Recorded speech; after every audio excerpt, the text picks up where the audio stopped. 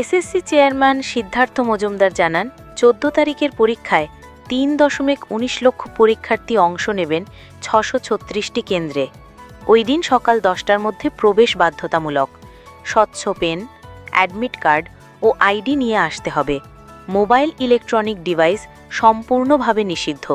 প্রশ্নপত্রে বিশেষ security feature থাকবে।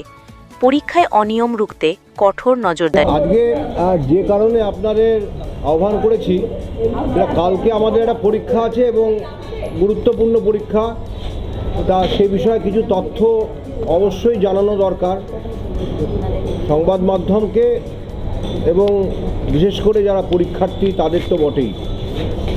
কারণ অনেক সময় আমরা অনেক কিছু হয়তো ওয়েবসাইটে দিই নোটিফিকেশান, কিন্তু সেটা হয়তো সবাই ঠিক করে দেখেন না, ফলে আপনাদের মাধ্যমে অনেক তথ্য যায়।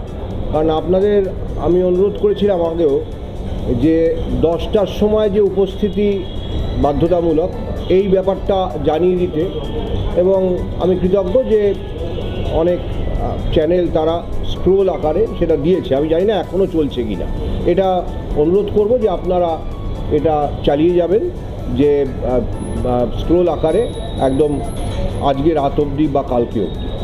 আর আজকে আমাদের সাংবাদিক সম্মেলনে এই কথাটা আবার করে বলে দিচ্ছি যে যেহেতু আমাদের অ্যাডমিট কার্ডে প্রাথমিকভাবে লেখা ছিল যে 11টার মধ্যে উপস্থিতি, আর তারপরে আমরা সিদ্ধান্ত নিলাম যে আরেকটু এগিয়ে দেওয়া দরকার, কারণ নিরাপত্তাজনিত যে তল্লাশি হয় তার জন্য আরও সময় লাগতে পারে, সেজন্য 10টার সময় উপস্থিতি। এটা আমরা প্রত্যেক পরীক্ষার্থীকে অনুরোধ করছি এবং আপনাদের মাধ্যমে সে অনুরোধ আশা করি তারা পেয়ে যাবেন, আমার বার্তা পৌঁছে যাবে।